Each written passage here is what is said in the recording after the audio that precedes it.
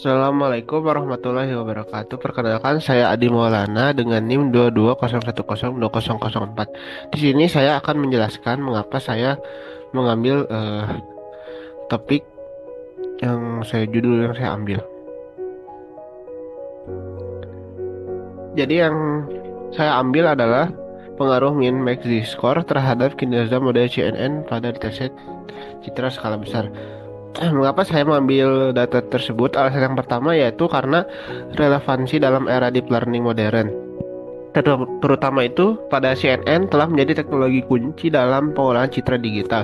Namun kesuksesannya juga tidak bergantung pada arsitekturnya, tapi juga pada kualitas dan juga pada teknik data processing yang digunakan untuk menjadikan normalisasi komponen kritis yang sering diabaikan dalam penelitian CNN.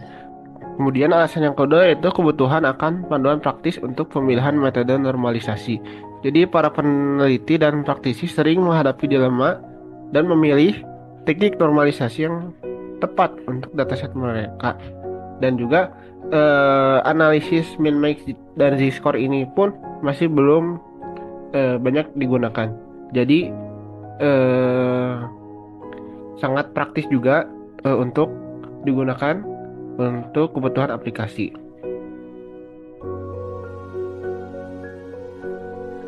Implikasi dan juga efisiensi dalam komputasi. Jadi dalam big data ini juga efisiensi komputasi itu sangat penting menjadi pertimbangannya.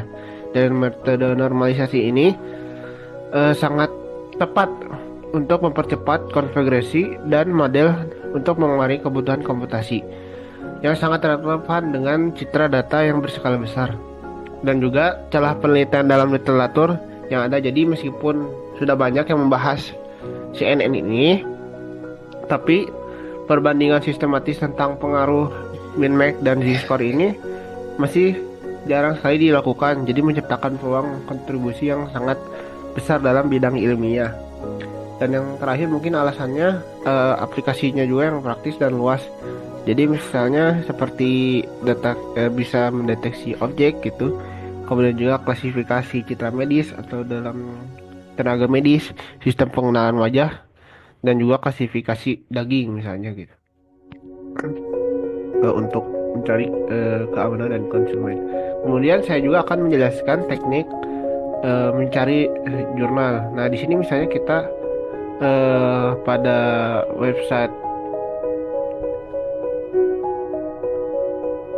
Sinta Kemendikbud itu kita bisa memfilter jurnal yang kita mau gitu. Misalnya kita memfilter di sini Sinta 3, misalnya kita jadi Sinta 4 tentang engineering. Nah, maka akan keluar jurnal yang kita mau.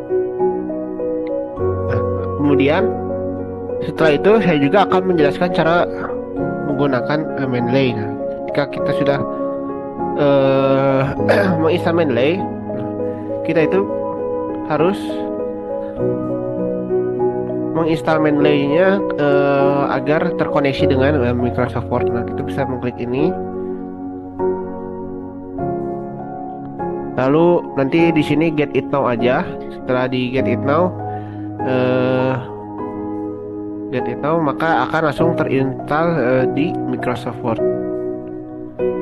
Ya, maka akan terinstall di reference ini, ada di sebelah sini.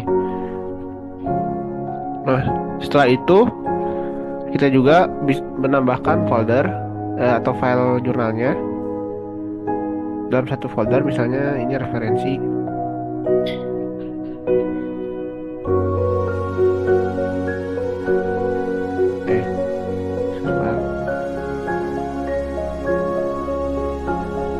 Nah ini misalnya yang folder dari file dari referensi misalnya, karena ini sudah ada ya. Nah ini bisa langsung di open aja dan langsung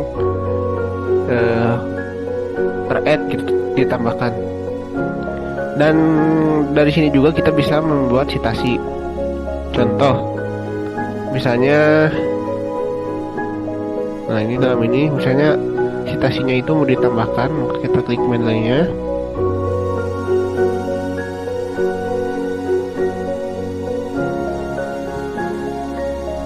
Dari bisa sudah pencet aja instansi. Nah, maka akan langsung ada citasinya. Kemudian untuk membuat daftar pustaka juga kita bisa langsung secara otomatis.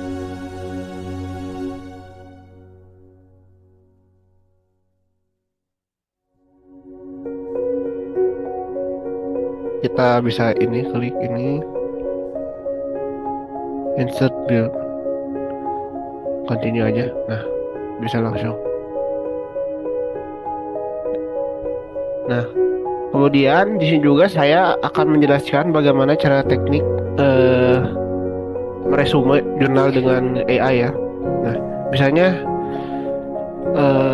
ini saya sudah menulis, berarti saya meresume artikel ilmiah dari Fakultas dari tersebut.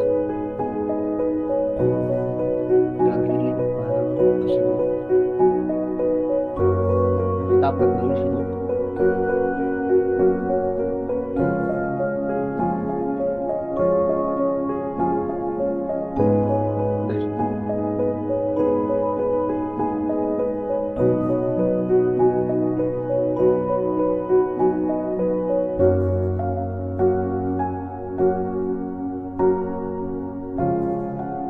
Nah, maka akan langsung keluar tujuan penelitiannya, apa yang kita mau gitu, tujuan penelitian, metode yang digunakannya apa, hasilnya apa, dan kontribusinya juga apa gitu. Oh ya, di sini juga saya tadi terlewat. Saya di sini saya akan menunjukkan keanggotaan Perpusnas.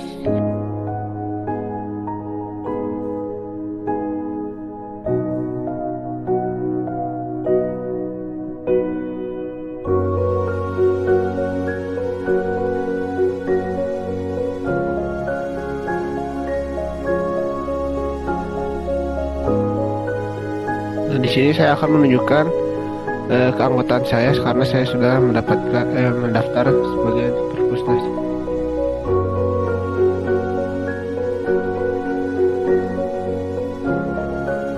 Nah, di sini saya sudah terdaftar.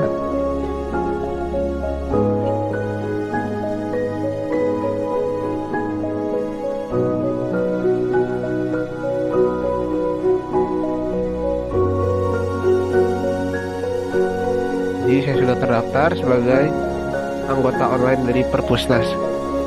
Dan yang terakhir, saya akan menjelaskan mapping artikel yang saya gunakan. Nah, ini saya sudah membuat mapping jurnal yang saya gunakan apa saja. Nih, terdapat beberapa jurnal internasional, kemudian juga beberapa jurnal eh, internasional. Nah, jadi ini di sini saya ada judul jurnalnya apa, penelitinya siapa, tahun terbitnya siapa, berapa tahun berapa, variabel penelitinya apa, juga alat yang digunakan juga apa, dan juga hasil penelitiannya apa. Mungkin cukup sekian yang saya dapat presentasikan. Mohon maaf bila ada kesalahan dan kekurangan kata. Wabillahi taufiq wal hidayah. Wassalamualaikum warahmatullahi wabarakatuh.